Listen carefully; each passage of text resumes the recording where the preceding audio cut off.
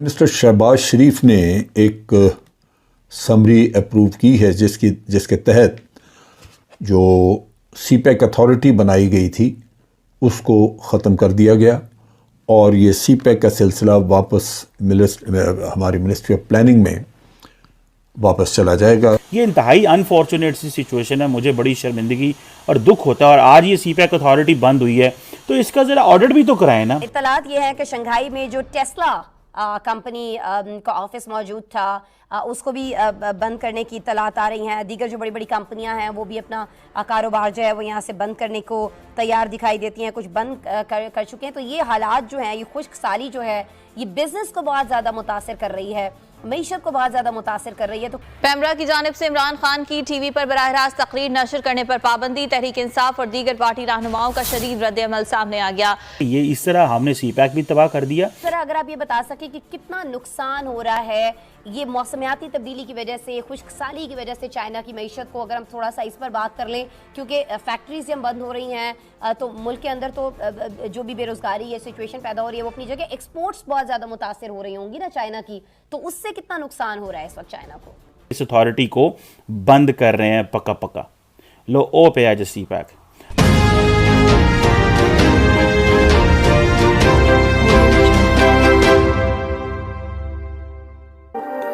खबर आती है जिससे ये पता चलता है कि जो बैड गवर्नेंस है वो कितनी ज़्यादा पाकिस्तान में सरायत कर चुकी है, क्रीप इन कर चुकी है। और हमें तब पता चलता है जदों आंदे ने, पंजाबी कहते हैं ना, जदों पटाखा चल जाता है। सो हमें तब पता चलता है कि सिचुएशन क्या है। अभी देखें कि जो इस हुकूमत आई है, इस हुकूमत ने इल्ज़ाम लगाया है, और ये इल्ज़ाम लगाया है या हकीकत है, दोनों में से एक चीज़ तो ठीक है, लेकिन इनके बकौल ये हकीकत है। ये कहते हैं कि जो CPEC authority, China Pakistan economic corridor की एक अथॉरिटी बनी थी, इस अथॉरिटी को बंद कर रहे हैं पक्का पक्का। लो ओ पे आज सीपैक। अब ये बातें हमें समझ में नहीं आ रही कि ये देखें, ये आम आदमी के सर से ऊंची बात है कि वो गुर्बत की बात करे, महंगाई की बात करे, वो लाचारी और बेरोज़गारी की बात करे, या कि ये जो अमीरों के और बड़े ताकतवर लोगों के अल्ले तलल्ले हैं वो उनकी बात करें। अब देखें ना कि आपको इस चीज़ का पता है कि सीपैक अथॉरिटी बनी, फिर ये अब डिज़ोल्व हो रही है, तो इसका सीपैक पे क्या असर पड़ेगा। चाइनीज़ को तो इससे कोई गर्ज नहीं है कि आपने सीपैक अथॉरिटी बनाई है या नहीं बनाई। आपने तो चीनियों को ये चूरन बेचा कि हम ये सीपैक अथॉरिटी बनाएंगे, इसमें से जनरल साहब बैठेंगे वहाँ पे, क्योंकि जनरल साहब जो हैं उस वक्त कमांडर सदरन कमांड रहे हैं, उनको बलूचिस्तान का बहुत अच्छे से पता है, लिहाजा उनको ये जॉब दी जाए। बाद में जब उनका ये जो पापा जॉन्स वाला केस खुला और बहुत सारी इन्वेस्टिगेशन रिपोर्टिंग हुई, तो बाद में उनको पता चला कि ये इनके पास दो पोर्टफोलियो थे, एक सीपैक अथॉरिटी था और एक इन्फॉर्मेशन मिनिस्ट्री का था।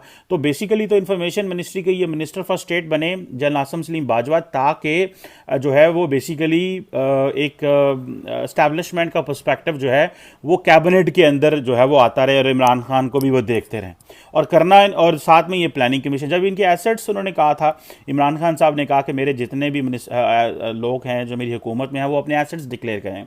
जब एसेट्स डिक्लेयर किए तो पता चला इनके पास तो बहुत कुछ है। उसके ऊपर फिर लोगों ने रिसर्च करना शुरू कर दी और चीज़ें जब अनर्थ की तो बहुत कुछ निकला। तो उस पर फिर इनको कहा गया कि आप जो minister for state for information है उस पर इस्तीफ़ा दे दें। बड़ा प्रेशर आया मीडिया के ऊपर, लेकिन सीपैक अथॉरिटी के ऊपर ना आ सके, क्योंकि ये इस्टेब्लिशमेंट को ये था कि हम अपना एक शख्स इस यहाँ पे रखेंगे और वो शख्स जो है वो चीज़ों को मॉनिटर करता रहेगा, देखता रहेगा। चीज़ बहुत अच्छी है, ये नहीं कि चीज़ अच्छी नहीं है। हमारे इंस्टीट्यूशंस के दरमियान कोऑर्डिनेशन कराना, चाइनीज़ को हेल्प आउट करना, लेकिन और अगर जहाँ पे मसला रुका हुआ है उस मसले को ठीक करना, चीज़ तो बहुत ज़बरदस्त थी। लेकिन क्वेश्चन फिर यहाँ पे ये आ जाता है कि आप लोगों ने उसका पर्पस ठीक हुआ कि नहीं हुआ, क्या वो वाकई ठीक थी कि नहीं थी, उसने किया क्या।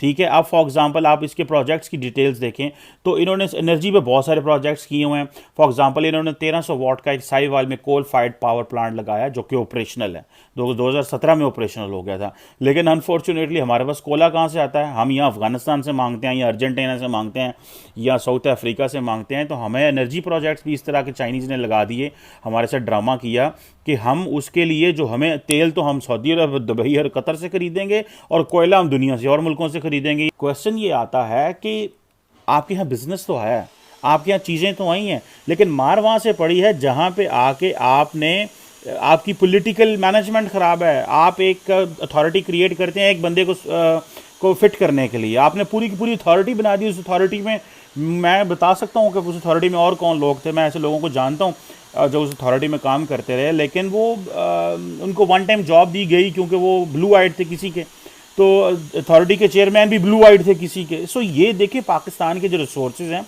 इस तरह जब ज़ाया किए जाते हैं तो बड़ा दुख होता है, बड़ी तकलीफ़ होती है, और फिर ये पता चलता है कि ये सब एक हैं यार लोग, ये गरीब लोगों का जिसे खून पसीना चूसते हैं, ये सब लोग एक हैं, इनको कोई तरस नहीं आता किसी पे, इनको कोई तरस नहीं आता कि इस अवाम की 24 करोड़ अवाम है, ये कितने आप अरबों डॉलर के कर्जे लेके खा पी जाते हैं, लल्ले तलल्ले करते हैं, अपने बच्चों को सेट कर देते हैं, बाहर पैसा ट्रांसफ़र कर देते हैं, डॉलर्स बाहर चले जाते हैं, और अब आप कहते हैं कि गरीब के लिए ये हो रहा है, उनके लिए तसल्लियाँ और उनके लिए जो है वो ट्विटर, फेसबुक और टीवी पे लड़ाइयाँ रह जाती हैं।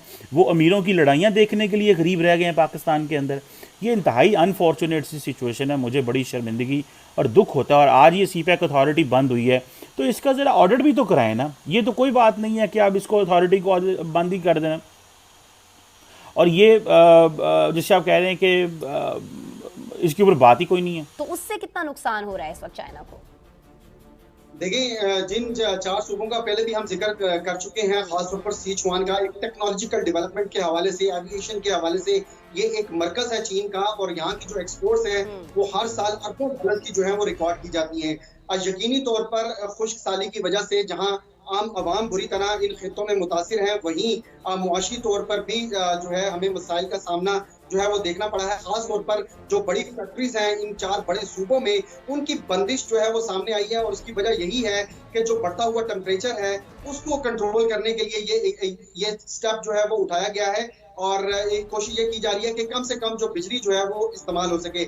लेकिन इसकी जो मसाइल हमारे सामने आ रहे हैं, चीन को खास तौर पर वो एक्सपोर्ट्स जो है वो कम हुई है, फैक्ट्रियों के बंद होने की वजह से मिलियंस ऑफ डॉलर्स का जो है वो नुकसान का जो है वो बर्दाश्त करना पड़ा। खास तौर की वजह ये है जो प्रोडक्शन के ऑर्डर्स हैं वो फैक्ट्रियां बंद होने की वजह से वो मुकम्मल नहीं कर पा रही, और जो लेट हो रहे हैं या कैंसिल करना पड़ रहे हैं।